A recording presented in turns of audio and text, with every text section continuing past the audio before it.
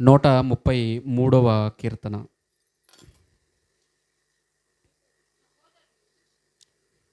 సహోదరులు ఐక్యత కలిగి నివసించుట ఎంత మేలు, ఎంత మనోహరము. అది తల మీద పూయబడి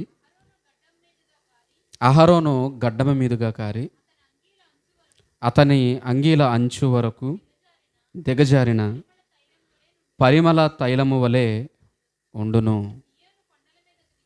సియోను కొండల మీదకి దిగవచ్చు, హెర్మోను మంచు వలె ఉండును. ఆశీర్వాదమును శాశ్వత జీవమును అచట నుండవలెనని యెహోవా సెలవిచ్చి ఉన్నాడు. ఇది కీర్తన 133వ అధ్యాయం. ఇది ఎవరు రాస్తున్నారని మనం చూడగలిగితే 133 పైన మనకు కనబడుతుంది. యాత్ర కీర్తన దావీదుది. యాత్ర కీర్తన దావీదుది. దావీదు గారు ఆయన మాట్లాడుతూ, ఆయన దేవుని కీర్తిస్తూ, దేవునికి పాడుకుంటూ ఆయన ఏమని మాట్లాడుతున్నారు అంటే, సహోదరులు ఐక్యత కలిగి నివసించుట ఎంత మేలు, ఎంత మనోహరము.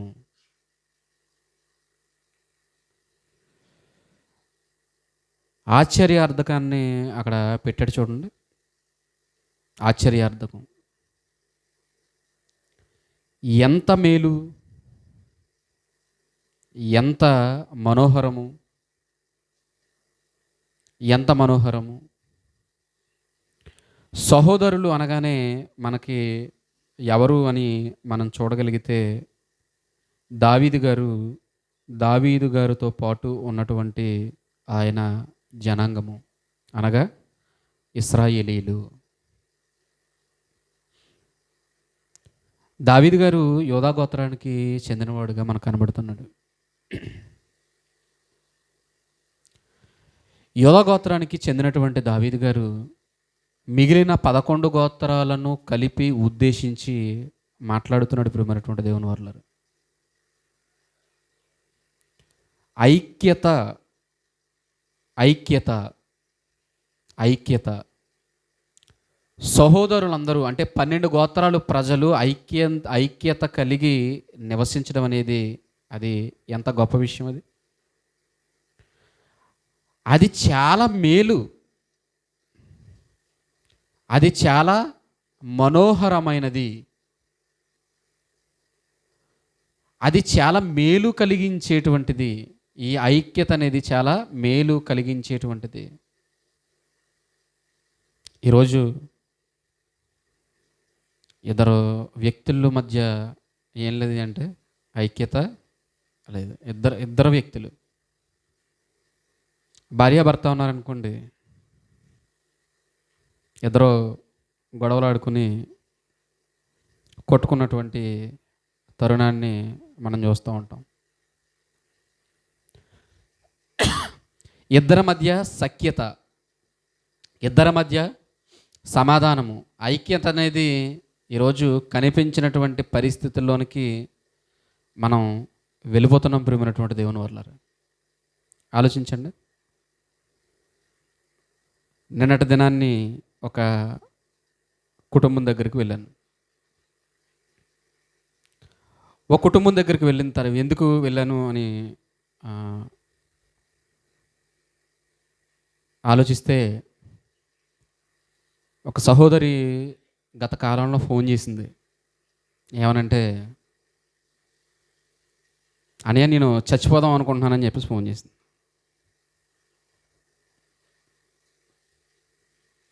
నేను చచ్చిపోదాం అనుకుంటున్నాను.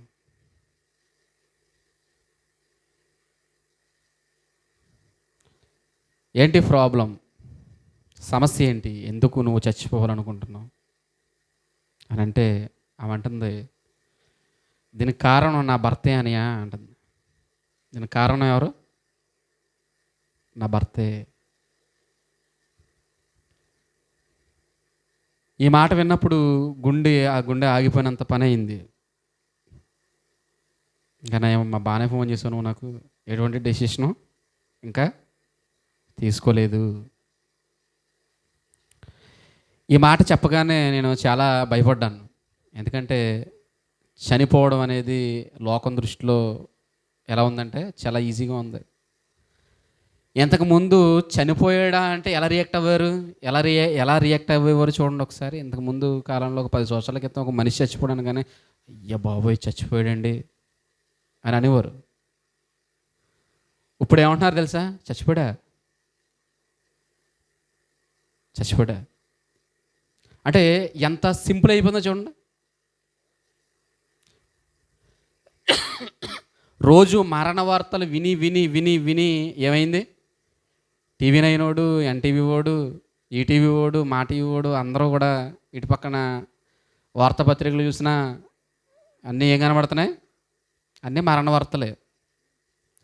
ఇవన్నీ చూస్తున్నప్పుడు మనకేమనిపిస్తుందంటే మరణం అనేది చాలా చిన్నదిగా కనిపిస్తుంది, కానీ అది ఎంత ప్రాముఖ్యమైనది, ఎంత విలువైనది అంటే ఒక జీవితం అర్ధాంతరంగా ఏమవుతుంది? ముగిసిపోతుంది. ప్రియమైనటువంటి దేవుని వల్ల ఆ ఫోన్ చేయగానే ఇప్పుడు నాకు అనిపించింది భార్యాభర్త మధ్య ఏం లేదు అంటే సఖ్యత లేదు. భార్యాభర్త మధ్య సఖ్యత లేదు. అప్పుడు వెంటనే నేను కొంచెంసేపు దేవుని వాక్యాన్ని చెప్పాను. వాక్యాన్ని చెప్పి నేను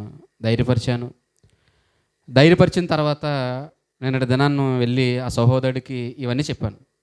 అసలు ఆవిడ ఎందుకు ఫోన్ చేసింది, తర్వాత ఏం జరిగింది, ఇవన్నీ నువ్వు తెలుసుకోవాలి. మరి నీకు నేను చెప్పాలి, ఆ బాధ్యత నా మీద ఉంది. అయితే వెంటనే చెప్తే నువ్వు మరొకలా రియాక్ట్ అవుతావు, కాబట్టి కొంతకాలం ఆగిన తర్వాత ఈ మాటలు నీకు చెప్తున్నాను, కాబట్టి జాగ్రత్తగా ఉండాలి అని కొద్దిసేపు దేవుని మాటలు పంచుకున్నాం. ఇప్పుడు ఆలోచించండి, ఐక్యత ఎవరికి అవసరం? ఐక్యత ఎవరికి అవసరం? మనకే. పక్కన చూడకండి. ఎవరికి అవసరం? మనకే. మన కుటుంబంలో ఐక్యత అవసరం. మన బాంధవ్యాల మధ్య ఐక్యత అవసరం. మన సహవాసంలో ఐక్యత అనేటువంటిది అవసరం. ఈ మాటలు ఎందుకు చెప్పాలనిపించిందంటే గత నెల కాకుండా అంతకు ముందటి నెలలో సేవకుల సదస్సుకి వెళ్ళాను. నేను సేవకుల సదస్సులో ఈ మాటల్లో చెప్పాను. ఈ 133వ కీర్తన రాయబడినటువంటి కీర్తన, వారికి సేవకుల మధ్యలో వాక్యం చెప్పాను. సేవకుల మధ్యలో వాక్యం చెప్పినప్పుడు నాకు అనిపించింది, అసలు సేవకులే కలిసి ఉండాలా? అసలు సేవకులు కలిసి ఉండాలంటే ముందు సంఘం కూడా ఏమై ఉండాలి? ఐక్యత కలిగి ఉండాలి. అంటే ఈ మాటలు సేవకులకే కాదు, సంఘానికి కూడా చాలా అవసరం. సంఘానికే కాదు, కుటుంబానికి కూడా ఈ మాటలు చాలా అవసరం. ప్రతి వ్యక్తికి ఈ మాటలు అవసరం అని చెప్పేసి నాకు అనిపించింది. ఇంతకు ముందు మాట్లాడాను, ఏదో కొద్దిగా వివరించాను మీకు. ఇదే మాటలు ఇంతకు ముందు కూడా నేను మాట్లాడాను సంఘంలో, కానీ కొద్దిగా వివరించాను. ఈరోజు మనం కంక్లూజన్లోనికి వెళదాం. ఈరోజు మనం ముగింపులోనికి వెళ్ళి చూస్తే నిజంగా ఒక ఆశ్చర్యకరమైనటువంటి సంగతులు దేవుడు తన గ్రంథంలో వ్రాయించి మనకి చెప్పాలనుకుంటున్నటువంటి ఆయన ఉద్దేశాన్ని తెలియజేస్తున్నాడు. ప్రియమైనటువంటి దేవుని వల్ల ఎవరకు వారే అని అనుకుంటూ నా పక్కవారితో సంబంధం ఏముంది, నా భార్యతో సంబంధం ఏముంది, నా భర్తతో సంబంధం ఏముంది, నా పిల్లలతో సంబంధం ఏముంది అని అనుకుంటూ ఈరోజు మనిషి ఎలా ఉండడానికి ఇష్టపడుతున్నాడంటే ఒంటరిగా ఉండడానికి ఇష్టపడుతున్నాడు. ఆ ఒంటరితనంలో కూడా ఏదో లేదనేటువంటి బాధ మనిషిని దిగమింగుతుంది. ప్రియమైనటువంటి దేవుని వల్ల సంతృప్తి లేదు ఈరోజు. మీరు ఆలోచించి చూడండి, నిజంగా గుండెల మీద చేసుకుని మీరు ఆలోచించండి. ఈ ఫీలింగ్ అనేది మనిషిని వెంటాడుతుంది.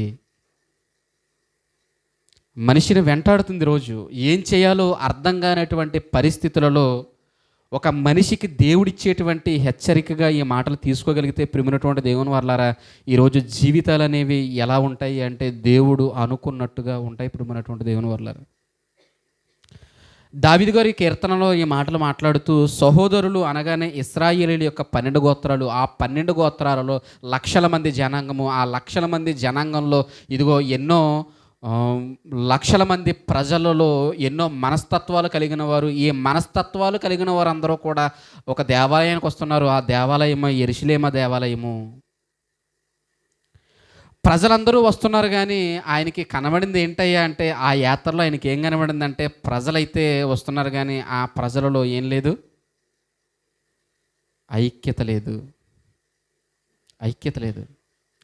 ఎవరికి వారే అన్నట్లుగా, ఒకరికొకరు సంబంధం ఏంటి అన్నట్లుగా, ఒకరి గురించి ఒకరు పట్టించుకోనట్లుగా మనకి దావీదు గారి యొక్క మాటలలో ఆ ఉద్దేశం మనకి కనబడుతుంది ప్రియమైనటువంటి దేవుని వల్ల. అందుకే ఆయన ఈ కీర్తన మనము చదవకముందు ఆయన జీవితాన్ని గనక స్టడీ చేసి ఉంటే ఆయన వలన ఎవరికి ఇబ్బంది కలగకుండా జీవించాడు ప్రియమైనటువంటి దేవుని వల్ల.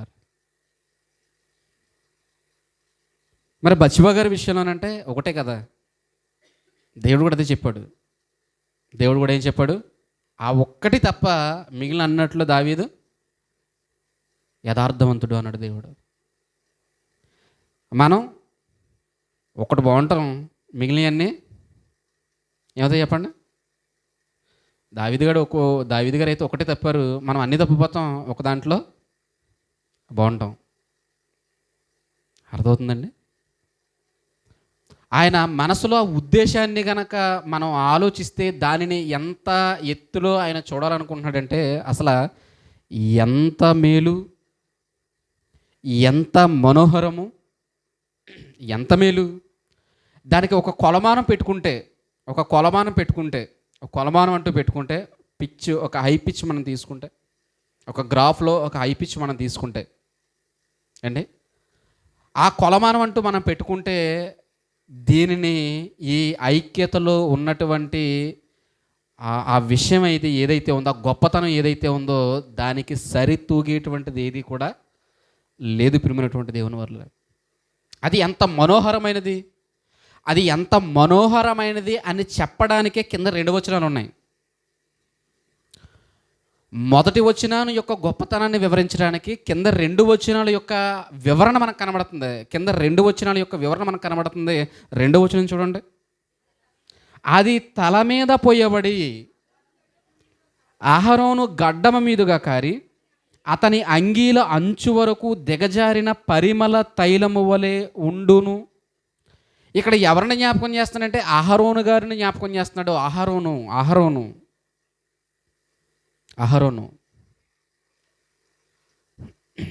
అహరోను గారిని జ్ఞాపకం చేస్తూ అది తల మీద పుయ్యబడి అహరోను గడ్డము మీదుగా కారి అతని అంగీల అంచు వరకు దిగజారిన పరిమళ తైలము వలె ఉండును. అంటే ఒక పరిమళ తైలాన్ని తీసుకుని వచ్చి ఒక వ్యక్తి తల మీద పోసిన తర్వాత ఆ పరిమళ తైలం ఏం చేస్తుందంటే పైనుంచి కింద వరకు ఏమవుతుందంటే జారుతూ ఉంటుంది. ఈ పరిమళ తైలం అనేది ఎవరి తల మీద అది పొయ్యబడిందని చెప్తున్నాడంటే అహరోను తల మీద. ఇంతకీ అహరోనునే ఎందుకు సీలులోకి తీసుకొచ్చాడు అనేటువంటి విషయం మనకు అర్థం కావాలి. ఎందుకు అహరోను గురించే మాట్లాడాడు అనేటువంటి విషయాన్ని కనుక మనం చూడగలిగితే ప్రియమైనటువంటి దేవుని వల్ల దానికి చక్కటి ఉదాహరణ మనకి పాత నిబంధన గ్రంథములో మనకి కొన్ని వచనాలను మనం గ్రహించినప్పుడు ఈ అహరోను ఎవరు ఏంటనేటువంటి విషయం మనకి తేటతలం అవుతుంది. లేవియాకాండం చూడండి ఒకసారి. లేవియాకాండము 21వ అధ్యాయము. లేవియాకాండము 21వ అధ్యాయము.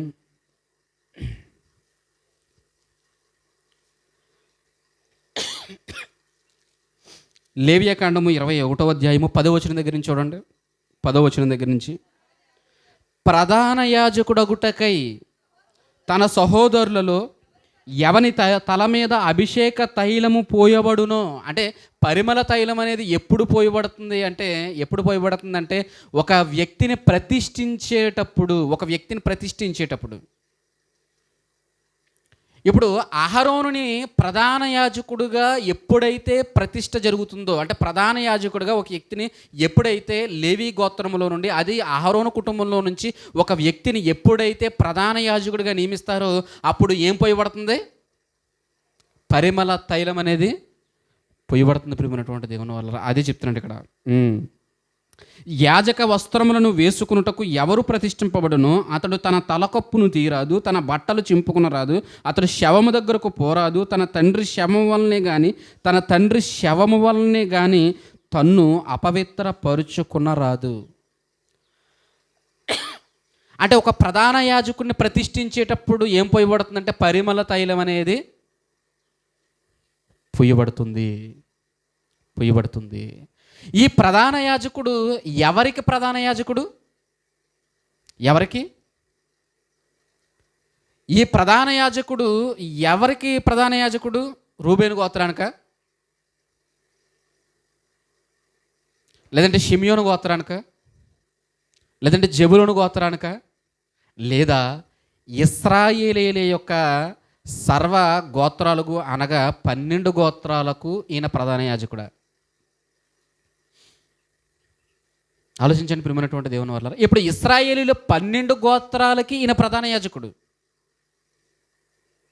ఇప్పుడు అహరోనుని దావీదు గారు ముందుకు తీసుకుని రావడంలో ఉద్దేశం ఏంటి అంటే, ఇశ్రాయేలీయులు అందరికీ కూడా, ఇశ్రాయేలీయుల తరపున ఎవరున్నారు అంటే ప్రధాన యాజకుడు ఉన్నాడు.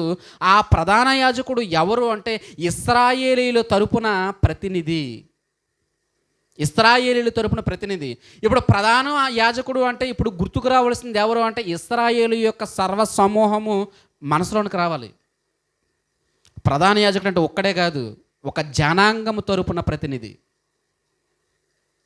అందుకే ఆయన్ని ముందు పెడుతున్నాడు. ఆయన్ని ఒక రిఫరెండంగా చూపిస్తూ, ఆయన్ని ముందు పెట్టి చూపిస్తూ, ఆయననే ఎందుకు ముందు పెట్టి చూపిస్తున్నాడంటే, ఇదిగో ఈయన ప్రధాన యాజకుడుగా ఉన్నాడు, ఇదిగో ప్రధాన యాజకుడుగా ఉన్నటువంటి ఈయన ఇశ్రాయేలీయుల అంతటికి చెందినవాడు, ఇశ్రాయేలీయులు అందరికీ చెందినవాడు. నేను పాపం చేశానండి అని యాజకుడి దగ్గరికి వెళ్తే యాజకుడు ఏం చేస్తాడు?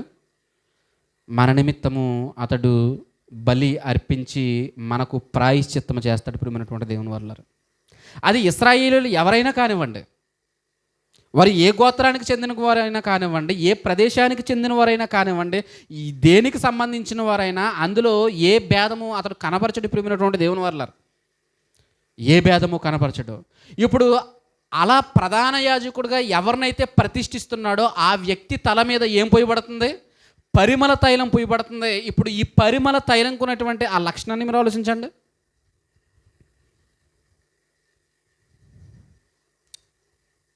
గుణం అంటారు కదా, గుణం. దానికి ఉన్నటువంటి గుణం ఏంటి అంటే, పరిమళ తైలముకు ఉన్నటువంటి గుణం ఏంటి అంటే, ఎదుటి వ్యక్తిని ఏం చేస్తుందంటే ఆకర్షిస్తుంది, సువాసన వెదజల్లుతుంది. సువాసన ద్వారా ఏమొస్తుందంటే ఆకర్షణ. వెదజల్లేటువంటి సువాసన ద్వారా ఏమొస్తుందంటే ఆకర్షణ. చూడండి, ఎవరైనా సెంట్ రాసుకుని వచ్చారనుకోండి మన పక్కకి, వెంటనే ఆ పరిమళాన్ని పీల్చినటువంటి మనము వెంటనే ఆ వ్యక్తి వైపు ఖచ్చితంగా తల తిప్పుతాం. ప్రియమైనటువంటి దేవుని వల్ల ఖచ్చితంగా తల తిప్పుతాం. ఆ పర్ఫ్యూమ్ బాగుందనుకోండి, బాగున్న తర్వాత వెంటనే ఏం చేస్తాం? ఇలా చూస్తాం వెనక్కి, ఎవరు దీన్ని తీసుకుని వచ్చింది, ఎవరు ఆ బట్టలకి ఎవరు కొట్టుకున్నారు చూడండి, వెంటనే ఆకర్షిస్తుంది. చూడండి, అలా ఉండును అని దావీదు గారు మాట్లాడుతున్నారు. ప్రియమైనటువంటి దేవుని వల్ల అలా ఉంటుందని దావీదు గారు మాట్లాడుతున్నారు. ఐక్యత అనేది ఎలా ఉంటుంది అంటే, నెత్తి మీద పరిమళ తైలం పోస్తే అది ఏమవుతుంది? బాడీ అంతా కూడా స్ప్రెడ్ అవుతుంది. గుండె మీద పోసామనుకోండి, ఛాతి మీద పోసామనుకోండి, ఎక్కడి నుంచే కిందకే ఆ వాసన ఉంటుంది. కానీ నెత్తి మీద పోసామనుకోండి, అంటే తల మొదలుకొని పాదముల వరకు ఈ సువాసన అనేది ఏమవుతుంది? వెదజల్లబడుతుంది. తల మొదలుకొని కాళ్ళ వరకు వెదజల్లబడుతుంది. అంటే ఇప్పుడు ఈయన పిక్చర్ని మీరు అర్థం చేసుకోండి. ఈయన అంతా కూడా ఇప్పుడు ఇశ్రాయేలు సర్వ సర్వజనులకు, ఇశ్రాయేలీకి, 12 గోత్రాలకి, ఇశ్రాయేలీ ప్రజలంతటికీ ఒక సూచనగా ఈయన కనిపిస్తున్నాడంటే, ఇప్పుడు ఈ పరిమళ తైలం అనేది ఇప్పుడు ఎక్కడికెక్కడికి వ్యాపించాలని దేవుడు కోరుకున్నాడు. ఇప్పుడు ఇశ్రాయేలీలు అందరూ కలిసి ఉంటే ఈ పరిమళ వాసన ఎక్కడికి వ్యాపిస్తుంది ప్రియమైనటువంటి దేవుని వల్ల ఆలోచించండి. నిజంగా ఇశ్రాయేలీలే కలిసి ఉంటే ప్రియమైనటువంటి దేవుని వల్ల ఈరోజు సర్వ లోకానికి ఆ సువాసన అందించబడేది, వెదజల్లబడేది. మీరు ఆలోచించండి ప్రియమైనటువంటి దేవుని వల్ల. ఇంకా చెప్తున్నాడు 133వ కీర్తన 3వ వచనం చూడండి ప్రియమైనటువంటి దేవుని వల్ల. 3వ వచనంలో, సియోను కొండల మీదకి దిగివచ్చు హెర్మోను మంచు వలె ఉండును. సియోను కొండల మీదకి దిగివచ్చు హెర్మోను మంచు వలె ఉండును. సియోను కొండలు ఎక్కడున్నాయి, హెర్మోను పర్వతాలు ఎక్కడున్నాయి? ఆ పర్వతాలు మీద కురిసినటువంటి మంచు ఏదైతే ఉందో అది ఎక్కడికి దిగి వస్తుందంట? సియోను అనగానే యెరూషలేము ప్రియమైనటువంటి దేవుని వల్ల. యెరూషలేము. ఇప్పుడు ఈ 2 మాటల్ని అర్థం చేసుకోవడానికి ఒకసారి మ్యాప్ పాయింటింగ్ చూడండి. మ్యాప్ పాయింటింగ్లో ఒకసారి మనము ఇశ్రాయేలీల యొక్క గోత్రములను తెలుపు పాలస్తీనా పటము. ఇశ్రాయేలీల యొక్క గోత్రములను తెలుపు పాలస్తీనా పటము అనేటువంటిది ఒక మ్యాప్ మనకు కనబడుతుంది. ఆ మ్యాప్ ఒక్కసారి ఓపెన్ చేయగలిగితే ప్రియమైనటువంటి దేవుని వల్ల ఇశ్రాయేలీల యొక్క 12 గోత్రాలని ఇక్కడ ఏం చేస్తున్నాడంటే చూపిస్తున్నాడు. రూబేను మొదలుకొని బెన్యామీను వరకు వరుస సంఖ్యలో వేసుకుంటూ అక్కడ చూపించి, ఇదే సంఖ్యను మరలా మనకి ఎక్కడ కనబడుతున్నాయి అంటే మ్యాప్ పాయింటింగ్లో కనబడుతున్నాయి. మీరు జాగ్రత్తగా ఎప్పుడైనా అబ్జర్వ్ చేశారో లేదో, ఈ వరుస సంఖ్య మనకి ఎక్కడ కనబడుతుందంటే ఈ మ్యాప్ పాయింటింగ్లో కనబడతాయి. ఈ మ్యాప్ పాయింటింగ్లో కనబడుతున్నప్పుడు హెర్మోను కొండ అనేది ఎక్కడుందో చూడండి. పైన ఉంది దాను పైన ఫెనీకే లెబనాను కొండ, తర్వాత హెర్మోను కొండ కనబడిందా? ఇప్పుడు అక్కడ నుండి ఎక్కడికి ప్రవహిస్తుందంట? సియోను అనగా ఏంటి అంటే యెరూషలేము. ఎక్కడుందో చూడండి, కింద ఉప్పు సముద్రం పైన ఎడం చేతి వైపు ఉందో చూడండి, యెరూషలేము.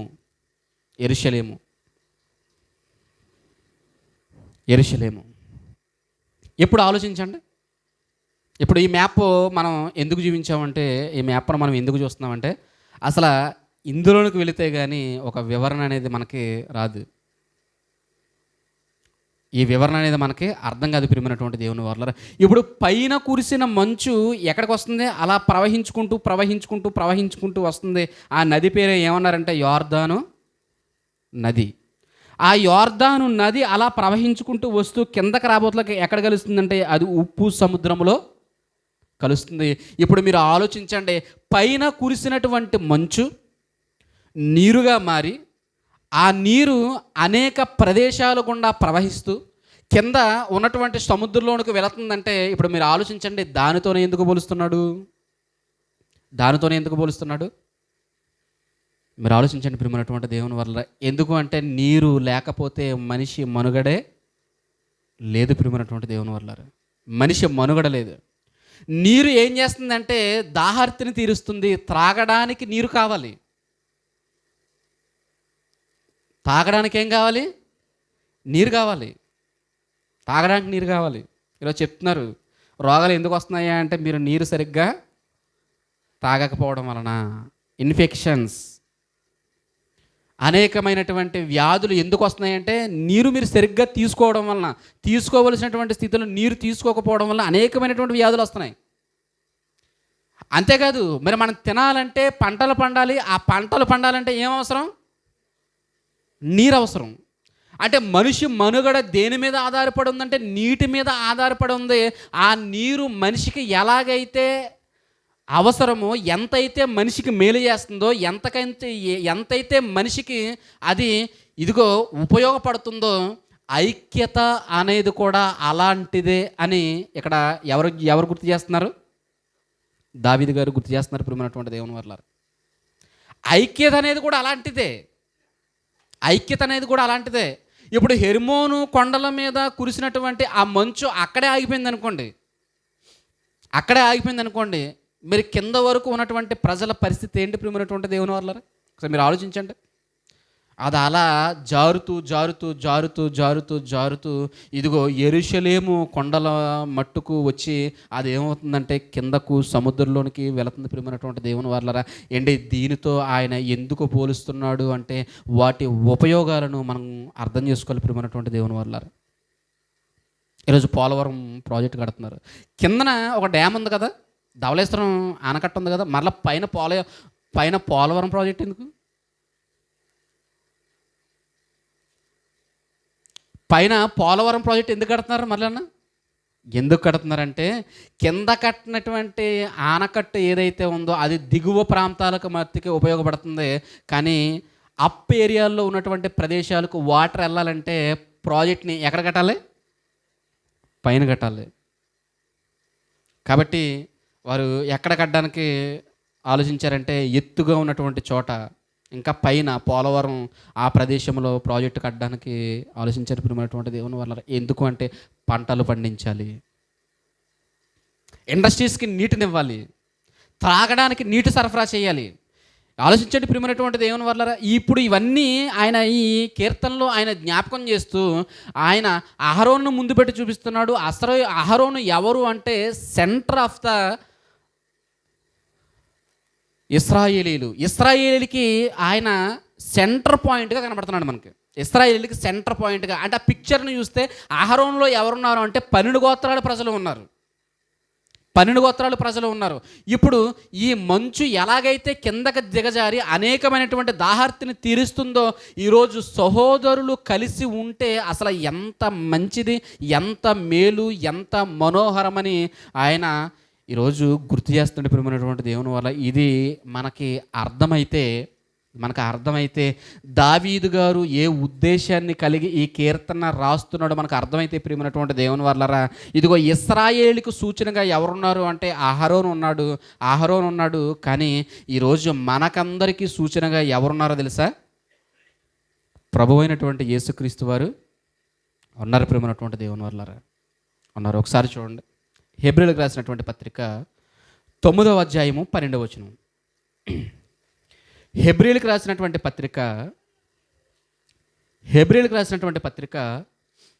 9వ అధ్యాయము 12వ వచనం ప్రియమైనటువంటి దేవుని వల్లరా, 12వ వచనం. మేకల యొక్కయు కోడెల యొక్కయు రక్తముతో కాక తన స్వరక్తముతో ఒక్కసారి పరిశుద్ధ స్థలములో ప్రవేశించను. ఇంతకీ ఎవరైనా అంటే యేసుక్రీస్తు ప్రభుల వారిని పౌలు హెబ్రీ సంఘానికి చెబుతూ ఆయనను ఏమని పరిచయం చేస్తున్నాడంటే ప్రధాన యాజకుడు. 8వ అధ్యాయం మొదటి వచనం చూడండి. 8వ అధ్యాయం మొదటి వచనం.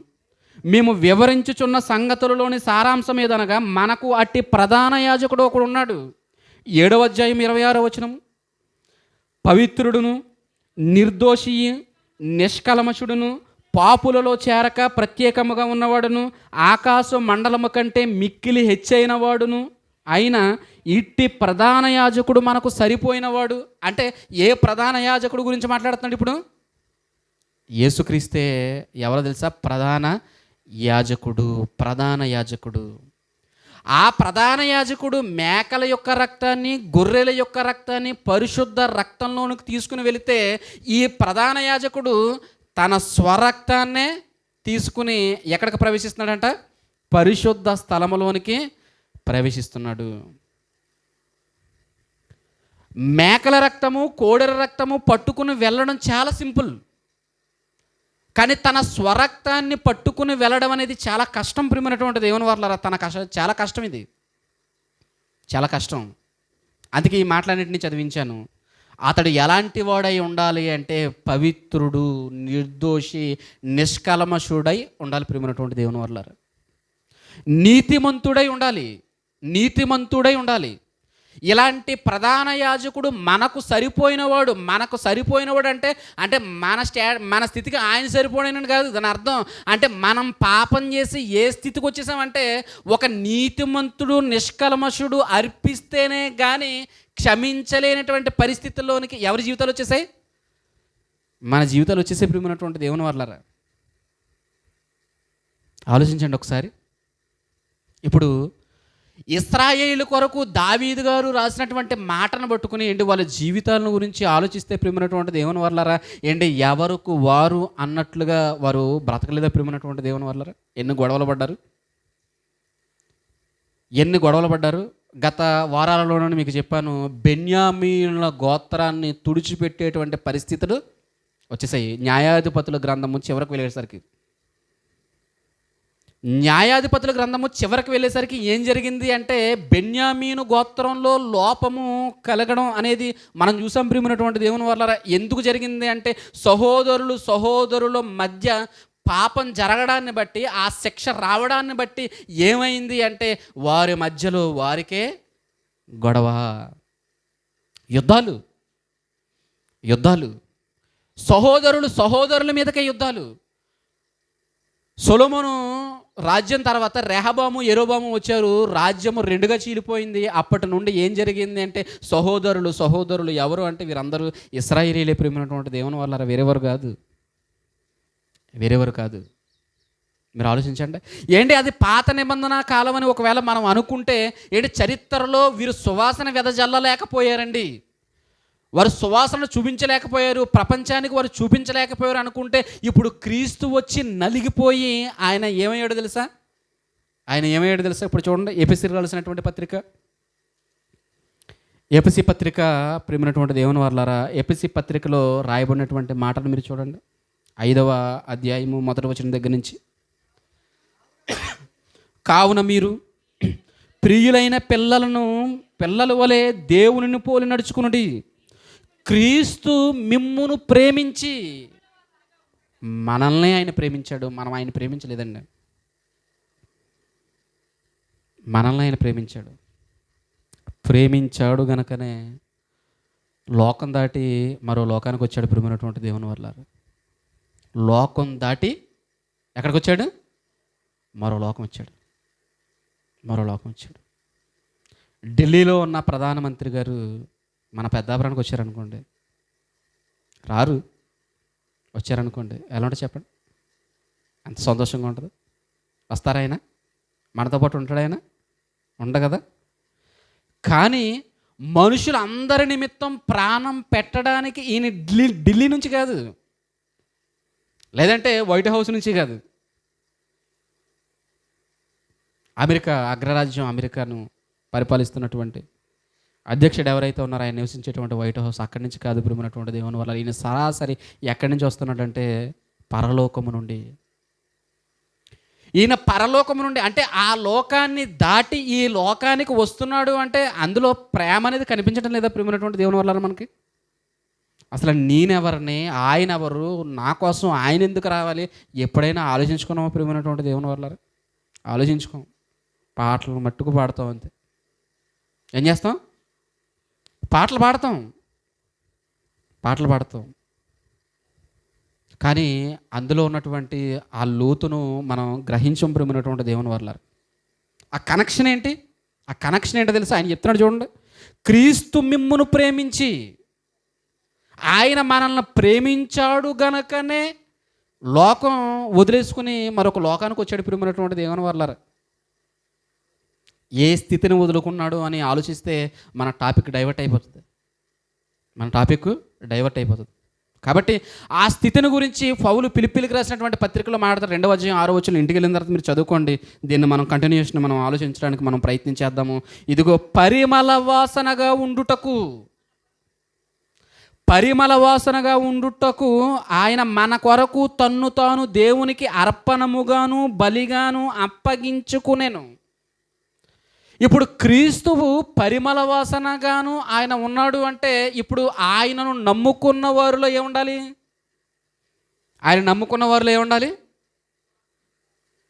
ఆ పరిమళ వాసన ఉండాలంటారా? చెప్పండి, ఉండాలా? అవసరం లేదా? అవసరం లేదు. మా సంఘం మాది, వాళ్ళ సంఘం వాళ్ళదే అంటే పెద్దాపురంలో నుంచి మించిగా ఒక 100 సంఘాలు ఉన్నాయనుకుంటే 100 సంఘాలు, 100 మంది పాస్టర్లు, 100 మంది దేవుళ్ళు ఏంటి, ఎవరి సంఘం వాళ్ళదే, ఎవరి బోధ వాళ్ళదే, ఎవరి కాళ్ళే అందరూ అండి. మళ్ళీ అందరూ వెళ్ళిపోయేది ఎక్కడికి? అందరూ వెళ్ళిపోయేది ఎక్కడికి? పరలోకానికి. ఆలోచించండి ప్రియమైనటువంటి దేవుని వల్ల, ఆలోచించండి. అందుకే ఆయన చెప్తున్నాడు, ఆలోచించండి. పరిమళ వాసనగా ఉండుటకు, పరిమళ వాసనగా ఉండుటకు. ఈ పరిమళ వాసన అనేటువంటి మాట కనెక్ట్ అవుతుందా మీకు? కీర్తన గ్రంథం 133వ కీర్తనలో 2వ వచనంలో రాయబడినటువంటి ఆ మాట కనెక్ట్ అవ్వబడినటువంటి దేవుని వల్ల, అహరోను ప్రధాన యాజకుడు అయితే ఆ ప్రధాన యాజకుడు తల మీద ఇదిగో పూయబడినటువంటి ఆ పరిమళ తైలము ఎలాగైతే సువాసనను వెదజల్లి ఎదుటి వ్యక్తిని ఆకర్షిస్తుందో ప్రియమైనటువంటి దేవుని వల్లరా, ఈరోజు అదే సువాసనలోనికి మనం వచ్చాం ప్రియమైనటువంటి దేవుని వల్లరా. ఆ క్రీస్తు సువాసన మనల్ని ఏం చేసింది తెలుసా? ఆకర్షించి దేవుణ్ణి ఎందుకు నమ్ముకున్నారని అడుగుతున్నారు. దేవుణ్ణి ఎందుకు, యేసుక్రీస్తుని ఎందుకు నమ్ముకున్నారండి? ఎందుకు నమ్ముకున్నారు? ఆ పరిమళం అలాంటిది, ఆ పరిమళ వాసన అలాంటిది ప్రియమైనటువంటి దేవుని వల్ల. అది ఏం చేస్తుందంటే ఎదుటి వ్యక్తిని ఏం చేస్తుందంటే ఆకర్షిస్తుంది, ఆకర్షిస్తుంది, ఆకర్షిస్తుంది, ఆకర్షిస్తుంది. ఆలోచించండి ప్రియమైనటువంటి దేవుని వల్ల. ఇప్పుడు దీని గురించి మనం ఎందుకు ఆలోచిస్తున్నామంటే, ఇప్పుడు క్రీస్తు మన నిమిత్తము ప్రాణం పెట్టాడు. ఆయన లోకాన్ని విడిచిపెట్టి లోకానికి వచ్చాడు. ఆయన అనేకమైనటువంటి కార్యక్రమాలు చేశాడు. మన కోసం తన సర్వాన్ని అప్పగించి ప్రాణం పెట్టి సంఘాన్ని స్థాపిస్తే, ఆ సంఘములో కూర్చున్నటువంటి మనము ఎలాంటి జీవితాలను జీవిస్తున్నాము అన్నది ఆలోచనకు తెచ్చుకోవాలి ప్రియమైనటువంటి దేవుని వల్ల. ఆలోచనకు తెచ్చుకోవాలి, ఆలోచనకు తెచ్చుకోవాలి. ఒకనాడు ఇశ్రాయేలీలు సాధించలేకపోయింది ఎవరు సాధించాలో తెలుసు? ఈరోజు మనము సాధించాలి ప్రియమైనటువంటి దేవుని వల్ల. మనం సాధించాలి. లోకం విషయం పక్కన పెడితే క్రీస్తును నమ్ముకున్నటువంటి మనము ఎలా ఉండాలి ప్రియమైనటువంటి దేవుని వల్ల? ఎలా ఉండాలి? ఐక్యత కలిగి ఉండాలి ప్రియమైనటువంటి దేవుని వల్ల. అందుకే క్రీస్తు ప్రాణం పెట్టాడు. ఆ ప్రాణం ఎలా పెట్టాడు అంటే అసలు నిజంగా ఆలోచిస్తే అండి ఈరోజు క్రీస్తు భూమికి ఆకాశానికి మధ్యలో ఆయన సిలువేయబడ్డాడు ప్రియమైనటువంటి దేవుని వల్ల. భూమికి ఆకాశానికి మధ్యలో అంటే ఇటు కాకుండా పరిస్థితుల్లో ఆయన 3 మేకల మీద తన శరీరాన్ని వేలాడ తీసుకుని మన కొరకు చనిపోయాడంటే ఆ త్యాగాన్ని ఈరోజు మనం గుర్తిస్తున్నాము ప్రియమైనటువంటి దేవుని వల్ల. మనం గుర్తిస్తున్నామా? ఆలోచించాలి. అందుకే ఆయన చెప్తున్నాడు, ఎక్కడైతే మనిషి పడిపోతాడో, ఎక్కడైతే మనిషి పతనం అవుతాడో అక్కడ చెప్తున్నాడు. శిష్యులు వచ్చి అడుగుతున్నారు, మాలో ఎవడ గొప్పడు అని అడుగుతున్నాడు. ఎవడో గొప్పడు కదరా, ఎవడ పరిచారం చేస్తే ఆడే గొప్పడు. ఎలా చూడండి, ఆ మాట ఎలా ఉందో చూడండి. ఎవడు పరిచారం చేస్తే వాడే గొప్పడు. నువ్వు ఎక్కువ పరిచారం చేస్తే నువ్వు ఎక్కువ గొప్పవాడివి. కానీ లోకం ఏమంటుంది?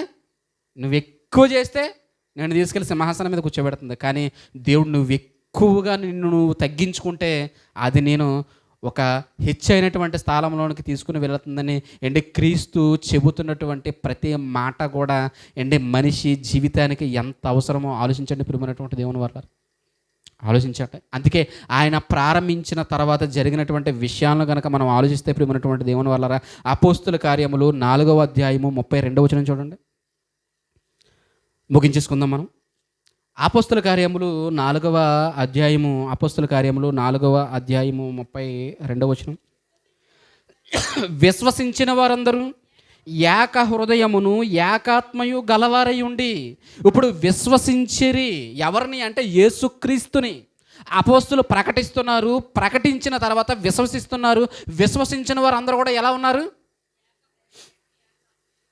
ఏక హృదయము అంటే అందరికీ హృదయం ఎలా ఉందంట? అందరికీ హృదయం ఎలా ఉందా? నా హృదయం ఎలా ఉంటుందో మీ హృదయం అలాంటిదే. భాస్కర్ గారి హృదయం అలాంటిదే. రాము హృదయం అలాంటిదే. ఇప్పుడు అందరి హృదయము ఏక హృదయం అంటే నా మనసు ఎలాంటిదో మీ మనసు కూడా అలాంటిదే. ఇప్పుడు ఏక హృదయముగా మారిపోయింది. ఇప్పుడు ఎక్కడికి వస్తున్నారంటే వీరు ఆ పరిమళ వాసన కలిగిన వారై, ఆ పరిమళ వాసనను వీరు ఆకర్షించిన దానిని బట్టి వీరు క్రీస్తులోనికి వస్తున్నారు ప్రియమైనటువంటి దేవుని వల్ల. విశ్వసించారు. విశ్వసించిన వీరు ఏకహృదయము ఏకాత్మ గలవారై ఉండిరి. ఒకే ఆలోచన, ఒకే మాట, ఒకే తలంపు, ఒకటే ఒకటే ఒకటే ఒకటే ఒకటే ఒకే ఆలోచనలోకి వచ్చారు. చూడండి ప్రియమైనటువంటి దేవుని వర్లారా, ఈరోజు ఎందుకు రాలేకపోతున్నాయి? కుటుంబాలు ఎందుకు రాలేకపోతున్నాయి? ఈరోజు సంఘాలు ఎందుకు రాలేకపోతున్నాయి? ఈరోజు ఎందుకు ఒక్కటిగా ఉండలేకపోతున్నారంటే దానికి కారణం ఏంటి తెలుసా ప్రియమైనటువంటి దేవుని వర్లారా? మనిషి మనసులో వచ్చినటువంటి ఆలోచనలు. దేవుని ఆలోచనలు కాకుండా వ్యతిరేక ఆలోచనలు ఎప్పుడైతే నీ మనసులోనికి వచ్చాయో అవి నిన్ను ఎదుటి వ్యక్తి నుండి వేరు చేస్తాయి. ప్రియమైనటువంటి దేవుని వర్లారా, ఎదుటి వ్యక్తి నుండి ఏం చేస్తాయి? వేరు చేస్తాయి. అందరూ తమ తమ సొంత మార్గములను వేసుకోవడం వలన, అందరూ తమ తమ సొంత ఆలోచనలను మనసులో పెట్టుకోవడం వలన, అందరూ తమ తమ సొంత ఉద్దేశములను మనసులో పెట్టుకుని ఎదుటి వ్యక్తిని అర్థం చేసుకోలేనటువంటి మనసు ఈరోజు ఎవరికి ఉంది అంటే బయటవాడికి కాదు ప్రియమైనటువంటి దేవుని వల్ల మనకే, సంఘంలో ఉన్నవాడికి ఈరోజు ఆలోచించండి. ఎందుకు ఉండలేకపోతున్నారు?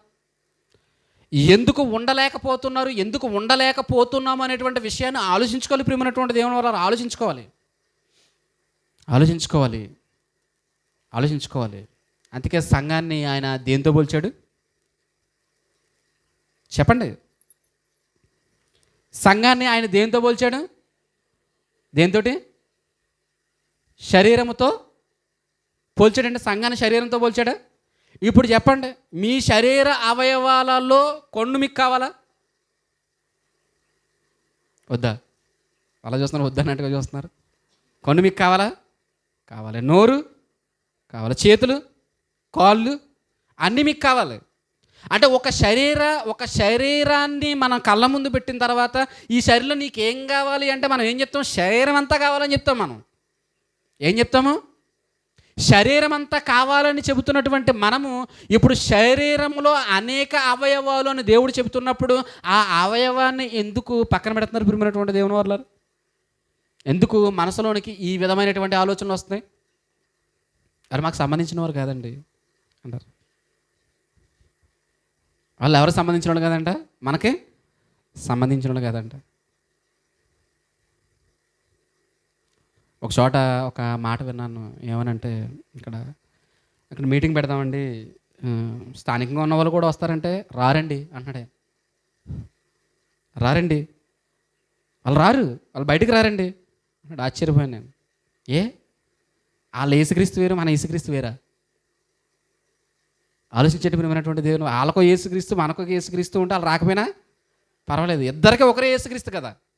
మరి ఏంటి మరి ఈ వ్యత్యాసాలు ఏంటి ప్రియమైనటువంటి దేవుని వల్ల? ఆలోచించండి. సహృదయంతో ఈరోజు స్పందించేటువంటి మనసు లేదు ప్రియమైనటువంటి దేవుని వల్ల. క్రైస్తవుడు అనగానే ఎలా ఉండాలి అంటే ఒక విశాల హృదయం కలిగి ఉండాలి ప్రియమైనటువంటి దేవుని వల్ల. ఎవరినైనా ఓదార్చడానికి, ఎవరైనా ప్రేమించడానికి, ఎవరి నిమిత్తమైనా దిగడానికి సిద్ధపడాలి ప్రియమైనటువంటి దేవుని వల్ల. అదే క్రీస్తు మనసు. ఆయన మన కోసం దిగి వచ్చినప్పుడు మనం దిగితే తప్పేంటి ప్రియమైనటువంటి దేవుని వల్ల? ఏ విషయంలో అయినా మనం తగ్గించుకుంటూ తప్పేంటి? చెబుతున్నాడు ప్రియమైనటువంటి దేవుని వల్ల. చెబుతున్నాడు ఈ మాటలన్నింటి. నేను ఆశ్చర్యపోయాను. ఒక్కటే శరీరం అయినప్పుడు శరీరంలో అవయవాలన్నీ కలిసి ముందుకు సాగితేనే కదా పని. ఒక పని జరగాలంటే మనం ఏం చేస్తాము? ఒక వస్తువుని తయారు చేయాలంటే గేటు తయారు చేస్తారు కదా, ఇక్కడ ఎదురుకుంటూ పెట్టారు, మనకి స్టీల్ గేటు పెట్టారా? చేతులు ఒక్కటే పని చేసినాయా? ఇప్పుడు చేతులతో పాటు ఏమేమి పని చేసినాయి? చేతులతో పాటు ఏం కదలాలి? కాళ్ళు కదలాలి, కళ్ళు చూడాలి, చెవులు వినాలి, గుండె కొట్టుకోవాలి, మెదడు ఆలోచనలు పంచాలి, రక్తం సరఫరా చేయాలి. ఇవన్నీ కదిలితేనే కదా పని.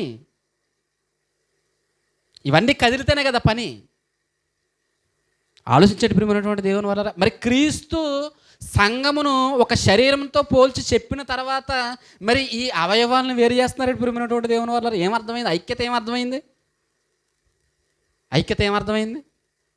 ఆలోచించండి ప్రియమైనటువంటి దేవుని వల్లరా. అంటే అర్థం చేసుకోవాలి, ఇంకా మనం క్రీస్తుని అర్థం చేసుకోవాలి ప్రియమైనటువంటి దేవుని వల్లరా. ఎందుకు అర్థం చేసుకోవాలి అంటే, ఇశ్రాయేలీలకి సెంటర్ పాయింట్గా ఎవరున్నారు అంటే అహరోను ఉన్నాడు. ఇదిగో ప్రపంచానికి సెంటర్ పాయింట్గా ఎవరున్నారు అంటే, ఇందాక మీకు మ్యాప్లో చూపించాను కదా మీకు, ఇశ్రాయేల్ సామ్రాజ్యంలో ఎవరున్నారు అంటే సెంటర్ ఆఫ్ ద పాయింట్గా అహరోను ఉన్నాడు. ఇప్పుడు ప్రపంచం పటం మీద మనం క్రీస్తుని పెడితే క్రీస్తు ఎక్కడ కనబడుతున్నాడు మనకి? సెంటర్ పాయింట్గా కనబడుతున్నాడు ప్రియమైనటువంటి దేవుని వల్ల. ఇప్పుడు మీరు ఆలోచించండి. ఒక చిన్న రాజ్యంలోనే ఇంత ఐక్యత కోరుకుంటున్నప్పుడు, ఇప్పుడు సర్వ మానవాళి కోసం ప్రాణం పెట్టినటువంటి ప్రభువైనటువంటి యేసుక్రీస్తు వారి యొక్క త్యాగాన్ని మనం ఆలోచిస్తున్నప్పుడు మన ఐక్యత ఇంకెంత గొప్పగా ఉండాలి ప్రియమైనటువంటి దేవుని వల్ల. ఇంకెంత గొప్పగా ఉండాలి ఆలోచించండి ప్రియమైనటువంటి దేవుని వల్ల. అందుకే చెప్తున్నాడు దేవుడు, అందుకే చెప్తున్నాడు. ఎఫెసీ పత్రిక 4వ అధ్యాయము 1వ వచనం. ఎఫెసీ పత్రిక 4వ అధ్యాయము 1వ వచనం ప్రియమైనటువంటి దేవుని వల్లరా. కాబట్టి మీరు సమాధానమును బంధము చేత ఆత్మ కలిగించు ఐక్యతను కాపాడుకున్నట యందు శ్రద్ధ కలిగిన వారై.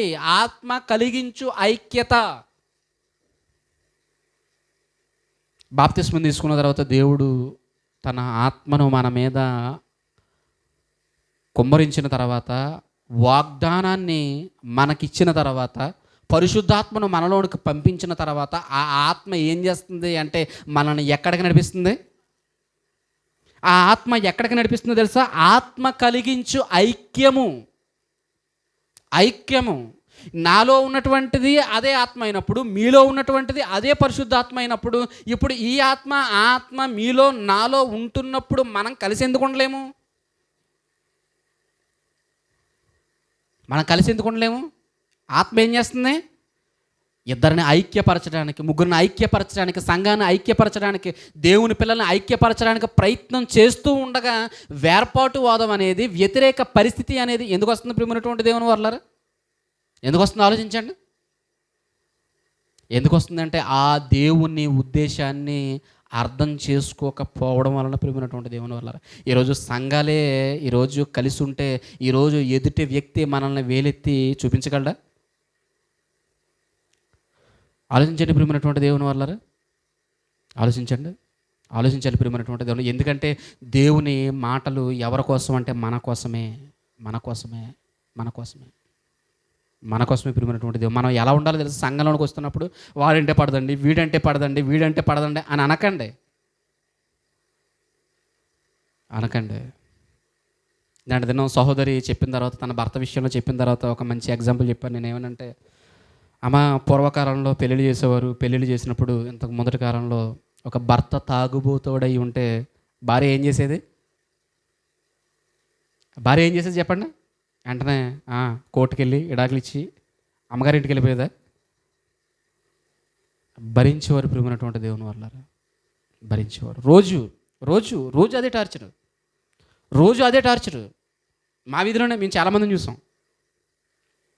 ఇక్కడే ఈ వీధిలో అలా తన్నులు తిన్నవాళ్ళు.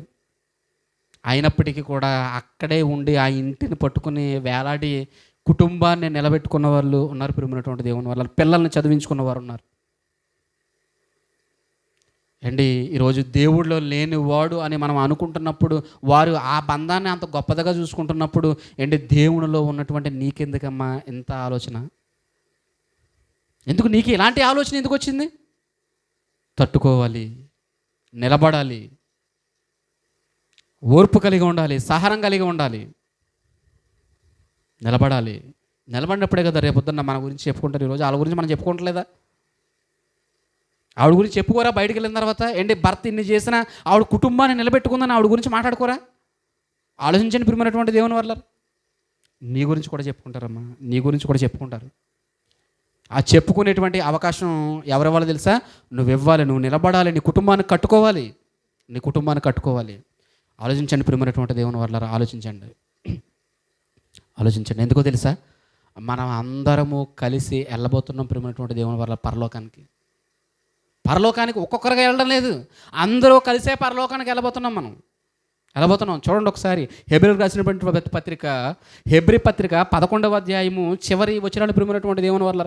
ముగింపు మాట ముగింపు మాట హెబ్రీ పత్రిక 11వ అధ్యాయము చివరి 2 వచనాలు 39-40 వచనాలు. ఎవరు వీరందరూ? ఎవరు? మొదటి వచనం దగ్గర నుంచి చెప్పుకుంటూ వస్తున్నాడు. ఇప్పుడు మనటువంటి దేవుని వాళ్ళ మొదటి వచనం దగ్గర నుంచి చెప్పుకుంటూ వస్తున్నాడు. హేబేలు నీతిమంతుడు, హానోకు నీతిమంతుడు, నోవహు నీతిమంతుడు, అబ్రహాము నీతిమంతుడు. ఇప్పుడు వీరందరూ ఎవరు వీళ్ళు అంటే తెలుసు. ఇప్పుడు దాకా మనం ఇప్పటిదాకా మన కళ్ళ ముందు ఎవరైతే ఇంతకు ముందుటి దినాలలో చనిపోయారో వాళ్ళందరూ, చనిపోయిన నీతిమంతులందరూ ఎక్కడున్నారో తెలుసా? పరదైసులో ఉన్నారు. వీరందరూ తమ విశ్వాసము ద్వారా సాక్ష్యము పొందినవారైనను. విశ్వాసం ద్వారా ఏం పొందారంట? సాక్ష్యము పొందినవారు అంటే ఏంటి అంటే ఇతను నీతివంతుడని ప్రూఫ్ చేయబడ్డాడు.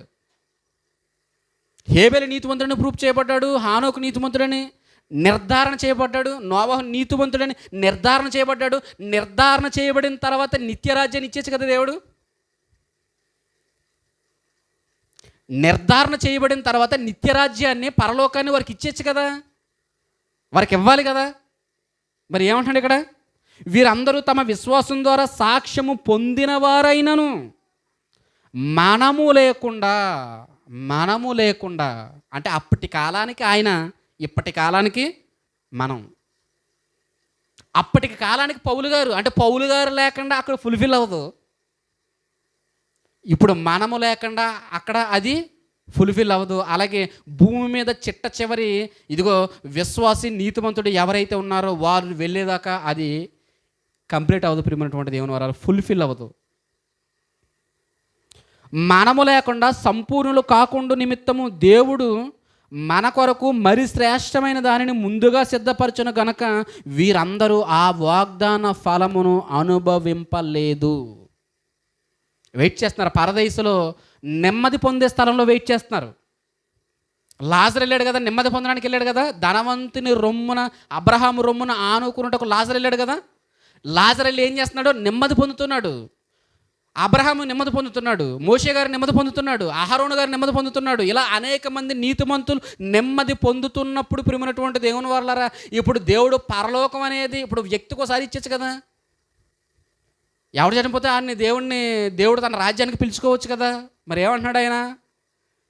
అటు పరదేశంలో ఉన్నవారు, ఇటు భూమి మీద ఉన్నవారు క్రీస్తు రెండవ రాకడలో వారిని వెంటబెట్టుకుని వచ్చి ఇటు పరదేశంలో ఉన్నవారిని తీసుకుని వచ్చి ఇటు భూమి మీద ఉన్నవారిని నీతిమంతులను తీసుకుని వెళ్ళి అప్పుడు అందరికీ ఒకేసారి ఏ అవకాశాన్ని ఇస్తున్నాడు?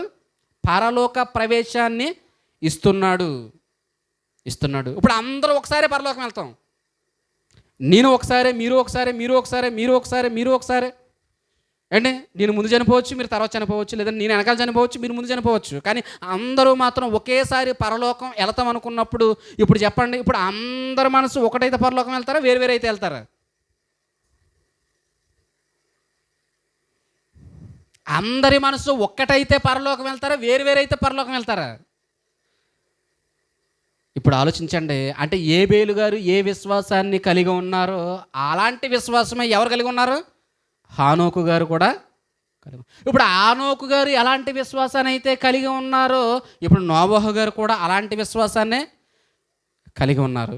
అంటే కాలాలు మారి, పరిస్థితులను బట్టి మనం చూస్తే ప్రియమైనటువంటి దేవుని వల్ల వారు వేరు కాలాల్లో వేరు ఇబ్బందులు పడ్డారు. కానీ కాబట్టి మనం దాన్ని అంతటిని చూస్తే విశ్వాసం అనేది ఎలా కనబడుతుందంటే వారందరిలో ఒక్కటిగానే కనబడుతుంది ప్రియమైనటువంటి దేవుని వల్ల. అందుకే మీకు ముందటి పాఠాల్లో నేను చెప్పాను, విశ్వాసం అనేది మారలేదని. విశ్వాసం అనేది పాత నిబంధనలో కాలం దగ్గర నుంచి ఇప్పటి వరకు విశ్వాసం అనేది ఒక్కటే. ఆలోచించండి ప్రియమైనటువంటి దేవుని వల్ల. ఇప్పుడు మనము కాకుండా అది మనము లేకుండా సంపూర్ణం అవ్వట్లేదు, సంపూర్ణం అవ్వట్లేదు, అది ఫుల్ఫిల్ అవ్వట్లేదు. ఆలోచించండి. అందరూ కలిసి ఒకేసారి ఆ లోకానికి కలిసి రావాలని దేవుడు అనుకుంటుంటే మనం ఏమనుకుంటాం? ఆవిడుంటే నేను రానండి, ఈయనుంటే నేను రానండి, ఆయనకి నాకు పడదండి. భాస్కర్ గారు చెప్తున్నాడు, ఆయనకి నాకు పడదండి అంటున్నాడు ఒక ఆయన. చూడండి ప్రియమైనటువంటి దేవుని వర్లారా, పడదా? పరలోకం వస్తే ఇద్దరు ఏం చేస్తారు? ముఖం ఇలా తిప్పేసుకుంటారా? ఆయన అటుపక్కి, ఈయన ఇటుపక్కి. విచిత్రమైనటువంటి మనుషుల యొక్క ఆలోచనలు, ప్రియమైనటువంటి పరిణితి లేని ఆలోచన. క్రీస్తు తత్వం అది కాదు ప్రియమైనటువంటి దేవుని వల్ల, అది పరిమళ వాసన. ప్రపంచాన్ని ఆకర్షించడానికే ఇదిగో ఇదిగో ఆయన మధ్య ఆసియాలో ఆయన పుట్టాడు ప్రియమైనటువంటి దేవుని వల్ల. మధ్య ఆసియాలో మధ్య భూమి, ఇదిగో మధ్యలో ఆయన పుట్టాడు. ఆయన మధ్యలో పుట్టి ప్రపంచాన్ని ఆకర్షించుకున్నాడు ప్రియమైనటువంటి దేవుని ఆకర్షణలోనికి ఈరోజు మనం వచ్చాం. ఆ సువాసన, ఆ పరిమళ తైలంలోనికి మనం వచ్చాం. ఇప్పుడు ఆ పరిమళ తైలము ఎవరిలో ఉందండి? అపొస్తలులో ఉంది. అది చెప్తున్నాడు కొరింథీయులకు రాసినటువంటి 2వ పత్రికలో. ఆ మాట ఇంటికి వెళ్ళి చదువుకోండి ప్రియమైనటువంటి దేవుని వల్ల. 2వ అధ్యాయంలో మనకు కనబడుతుంది. పరిమళ వాసన వారిలో ఉంది. ఆ పరిమళ వాసన అది మనలోనికి రావాలి. క్రీస్తు నిమిత్తము. ఎందుకంటే మన అందరము ఒకటే శరీరం. కాబట్టి ఆలోచించండి ప్రియమైనటువంటి దేవుని వల్ల.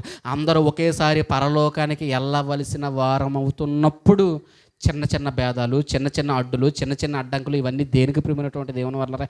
ఈరోజు అవి అడ్డొచ్చే కదా. చరిత్రలో ఒకళ్ళ పాఠంగా మనకు కనబడ్డారు ఇశ్రాయేలీయులు.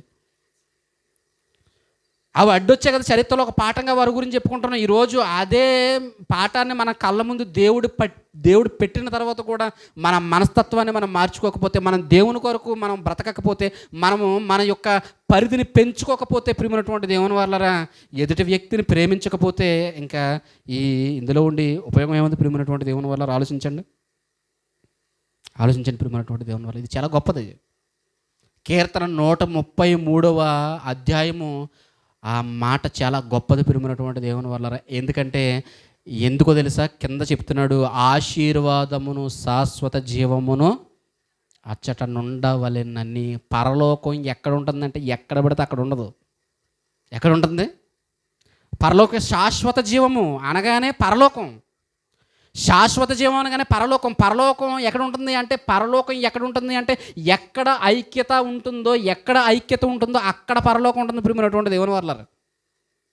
అక్కడ పరలోకం ఉంటుంది. కాబట్టి ఆశీర్వాదమును శాశ్వత జీవమును అచ్చట నుండవలెనని దేవుడు సెలవిస్తున్నాడు. కాబట్టి అదిగో అటువంటి ఆశీర్వాదకరమైనటువంటి స్థితిలోనికి మనము, మన కుటుంబాలు, మన సంఘాలు వెళ్ళాలి ప్రియమైనటువంటి దేవుని వల్ల. కాబట్టి ఆలోచించండి, అందరికీ ఒక్కొక్కసారి దేవుడు పరలోకం ఇవ్వడం, అందరికి కలిపి ఒకేసారి పరలోకం ఇస్తాడు. మరి వెళ్ళడానికి మనం అందరము సిద్ధంగా మన మనస్తత్వాలను, మన పరిధులను పెంచుకొని దేవుని వాక్యానికి అనుగుణంగా మనల్ని మనం బలపరుచుకోవడానికి మనం ప్రయత్నం చేయాలి ప్రియమైనటువంటి దేవుని వల్ల. ఆ మనస్తత్వాన్ని, ఆ క్రీస్తుకు కలిగినటువంటి మనసును మనం తెచ్చుకోవడానికి ప్రయత్నం చేస్తే ప్రపంచంలో ప్రతిదీ కూడా మనకు చిన్నదిగానే కనబడుతుంది ప్రియమైనటువంటి దేవుని వల్ల. పెద్దగా కనబడవలసింది ఏంటి అంటే పాపం. పెద్దగా దేని చూడాలంటే పాపాన్ని చూడండి, అంతేగాని ఎదుటి వ్యక్తిలో ఉన్నటువంటి దానిని చూడకండి ప్రియమైనటువంటి దేవుని వల్ల. పాపాన్ని చూడండి, కానీ ఆ వ్యక్తిని మాత్రం దూరం చేసుకోకండి. పాపం చెడ్డది, కానీ మనిషిని రక్షించడానికి ఎల్లప్పుడూ మనిషి మీద మాత్రం మనం ప్రేమ కలిగి ఉండాలి ప్రియమైనటువంటి దేవుని వల్ల. అట్టి ఆలోచన, అట్టి ధన్యత దేవుడు మన అందరికీ అనుగ్రహింప చేయాలని నేను ప్రేమపూర్వకంగా కోరుకుంటూ ఈ మాటలు ముగిస్తున్నాను. కళ్ళు మూసుకొని ప్రార్థన చేసుకుంటాను. మహాగణుడ, మహోన్నతుడ, సర్వాధికారి, సర్వసృష్టికి కారణభూతుడ మా కన్న తండ్రి, మీ మాటలు, అందులో ఉన్నటువంటి సారాంశం గొప్పది తండ్రి. ఒకనాడు ఇశ్రాయేలీయుల్లో నుండి తండ్రి మీరు ఏమి కోరుకున్నారో తండ్రి నాయన, దావీదు గారి యొక్క మాటల ఆంతర్యమును మేము అర్థం చేసుకున్నాం నాయన.